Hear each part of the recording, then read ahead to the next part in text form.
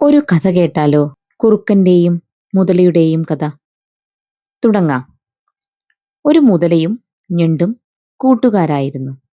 മുതലയ്ക്ക് കുറുക്കന്റെ ഇറച്ചി തിന്നണമെന്ന് ആശ.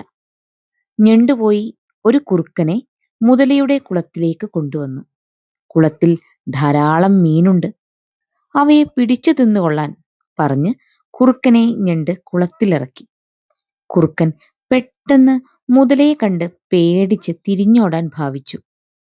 കുറുക്കച്ച, ആ മുതല ചത്തതാണ്, നീ പേടിക്കണ്ട. ഞണ്ട് ഒരു നുണ തട്ടിവിട്ടു. കുറുക്കനും മോശക്കാരനല്ലായിരുന്നു. അവൻ പറഞ്ഞു, ചത്ത മുതലയാണെങ്കിൽ അത് വാലാട്ടുമല്ലോ. ഈ മുതല വാലാട്ടാത്തതെന്താ?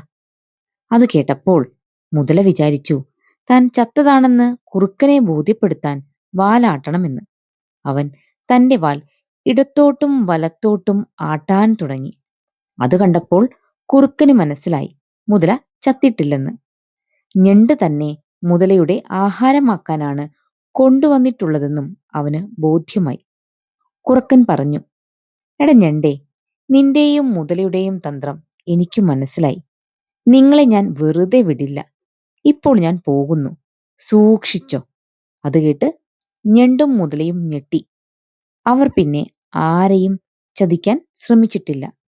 കഥ ഇഷ്ടമായോ?